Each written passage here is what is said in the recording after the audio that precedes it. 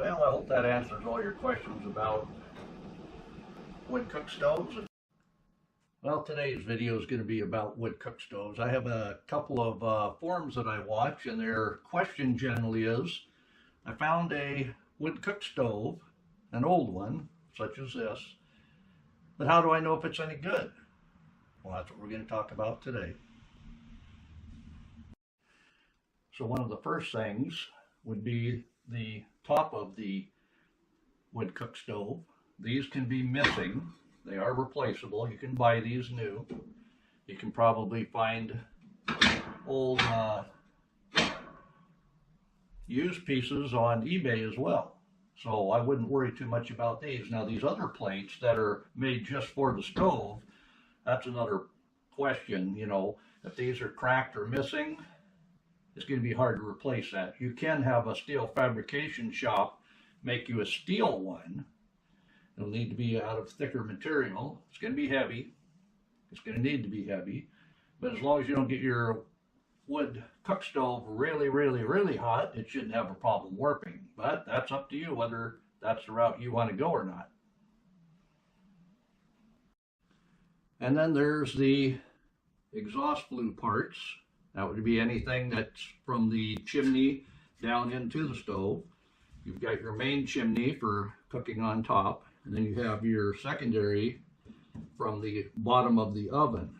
And that's one that is a lot of times not looked at very well, but is the metal in good shape here? Do you have any holes in any of that? Some of that can be repaired, some of it can be covered, but if you're trying to put this in a home, that would probably be a no-go. So you want to bring a light with you if you can. And what we have here is the back of the Firebox. You're wanting to look at that, make sure you don't have any cracks in it. That looks good. What we have here is a cover for the water pipes. The water pipes would generally be inside there. You loosen that screw, turn it sideways, leave it with the stove. But the water pipes would have been for heating the water if you were using that in your wood cook stove. Then you'll be looking down inside in the Firebox itself. This is cold right now, so what you're looking for is, are there good grates in there? Are there any parts missing? I'll go ahead and shake this down. So you can see the grates there. None of the parts are missing. Everything looks like it's where it should be. The plate was missing on this particular one, so I did have to make just kind of a deflector to deflect some of that heat away from the outside of the stove. And then inside you also have over the oven side grates. Are these cracked? Are they missing? And here you can see a plate that's helping to protect the oven. Probably behind that might be asbestos, but you won't find that in any kind of a new stove. So you want to make sure those are there and in good shape. That'll make a difference whether it's a go or a no-go. And that's another part. Do you have the wrenches with it? Because this particular one is triangular, and there are gears inside the piece here. It unscrews and comes out, and that turns both of the grates at the same time. On this particular stove, it does have an outer door. A lot of them, there's just a door here, a shaker, and the ash pan down below. But we do have the added feature of an outer door.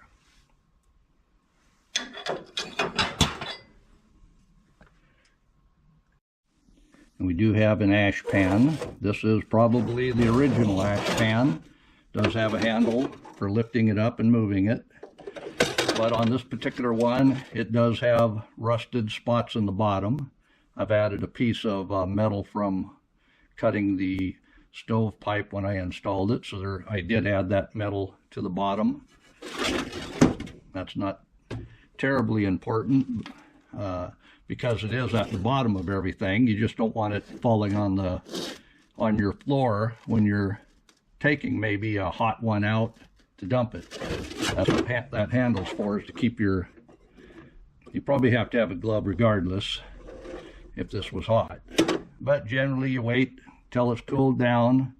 You don't want to dump any of those coals, because that could still be a live flame inside that coal for up to 24 hours after the stove's gone out, just because the oxygen isn't getting to it from the ashes above possibly.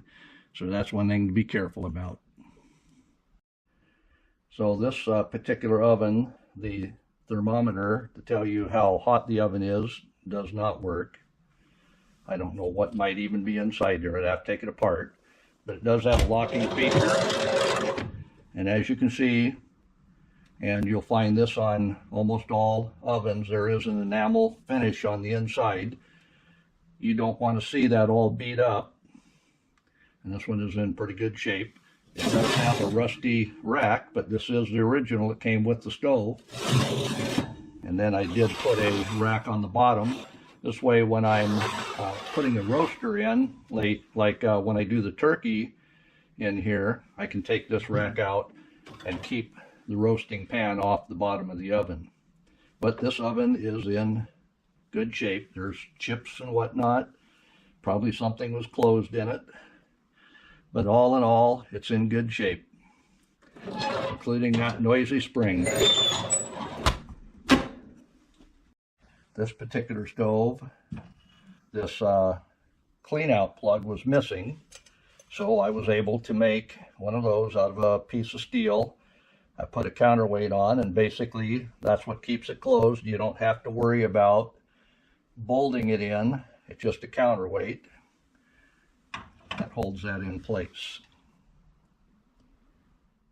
Now, if this is in a location where it's been used, you will want to look down inside the bottom of the oven, making sure that all of the metal is still there, because if the metal at the bottom of the oven where the smoke goes, if that's gone, well, that's kind of a reason you're either going to have that replaced or move on.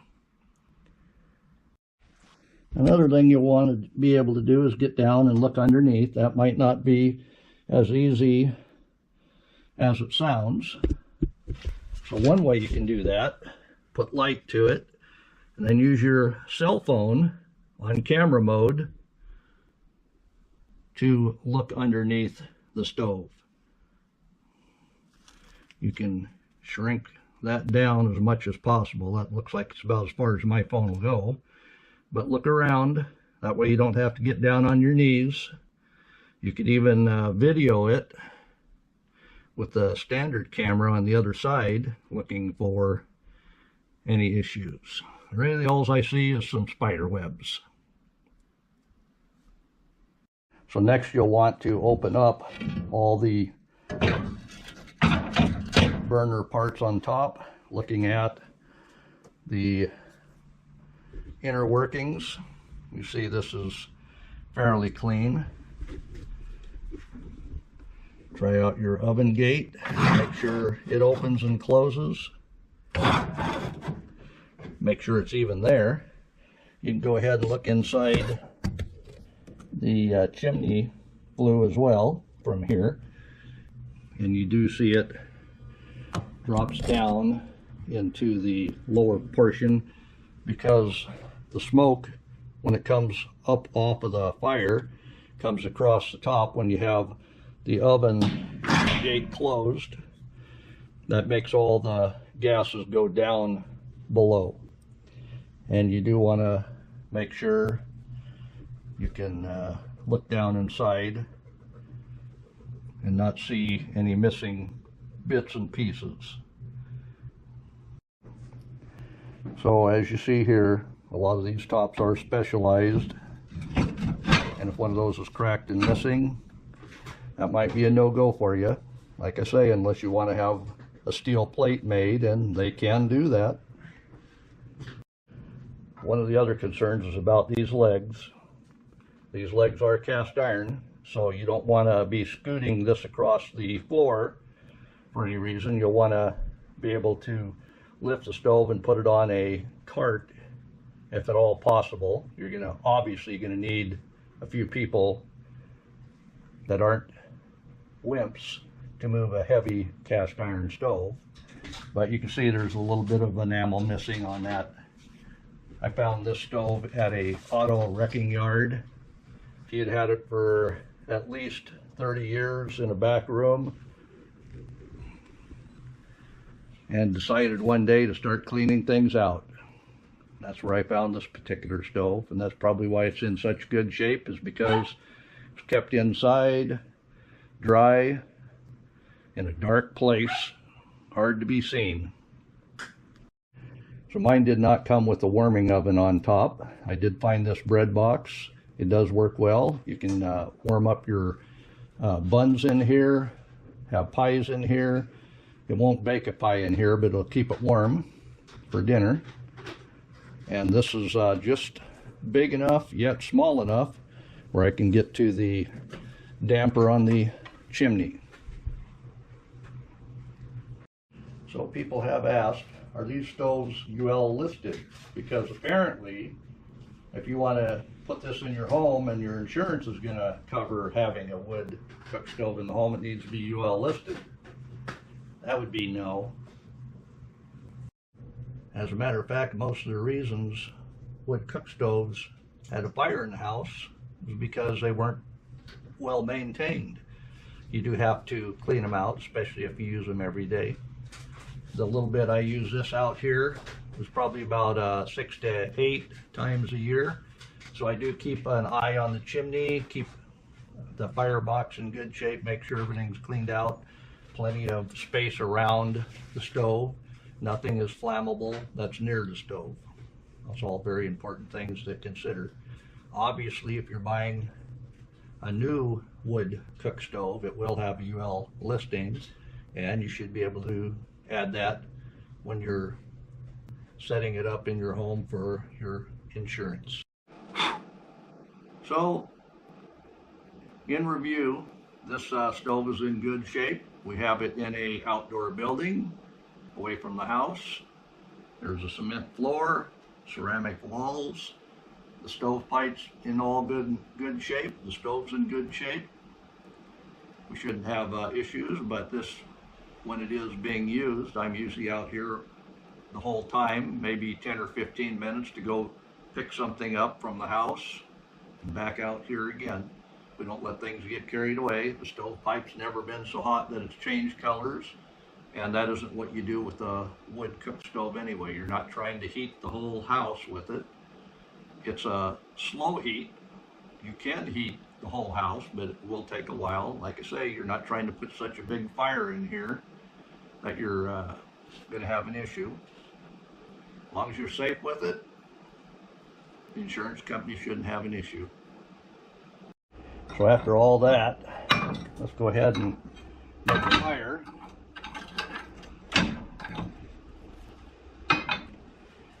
And if you haven't seen it before, what I do is I make an upside down fire. I put the larger pieces on the bottom, and this is a split piece. My oven gate is open, my chimney flue is open, and on the side the air inlet is open. And we grab some paper, and I like to wrinkle up a couple of half pieces of newspaper. Like I say, this is an upside down fire. I'm going to put those in the middle of that piece I put in. We'll get another one put off to the side there. Smaller pieces set in here, and then smaller pieces than that set in here as well. Like I say, this is pretty much an upside down fire, putting the sticks and twigs on the top of everything.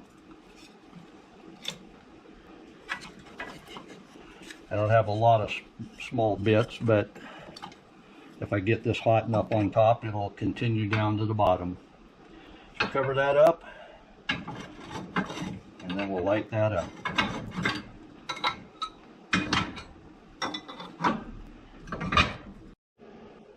So on this particular stove, this is the feed port. This is where you would put the wood. I showed you everything through the top just to make it easier so you could see what I was doing. I don't know about these matches. There we go. It says strike anywhere, but I guess you got to strike and strike. Like I say, what we have here is what would be considered an upside down fire, just because I'm not starting it from the bottom.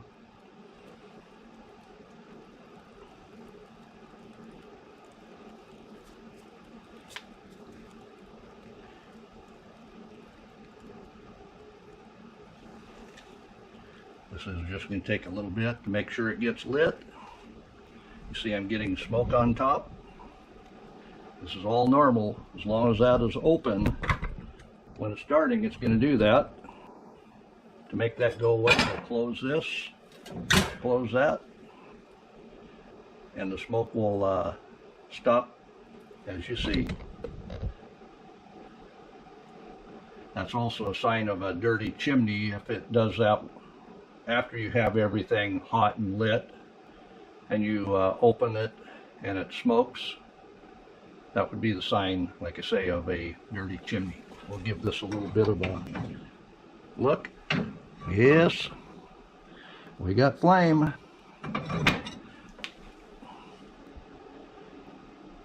And in your non-UL listed stoves, they're not airtight, so they're going to do that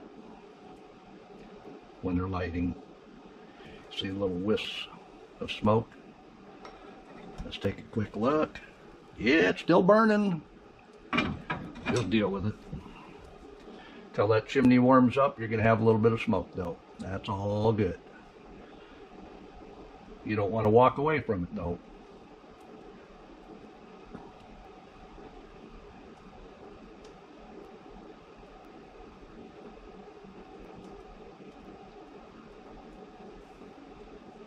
This is all live, real time. No editing. See there? No more smoke. So that took less than a minute to get that lit up enough where it stopped smoking. We haven't been more than a minute and a half, and you can see I have flame and no smoke. Building an upside down fire has worked well for me. Okay, we're about the 2-minute mark. We got a nice fire, no smoke. That's what we like to see.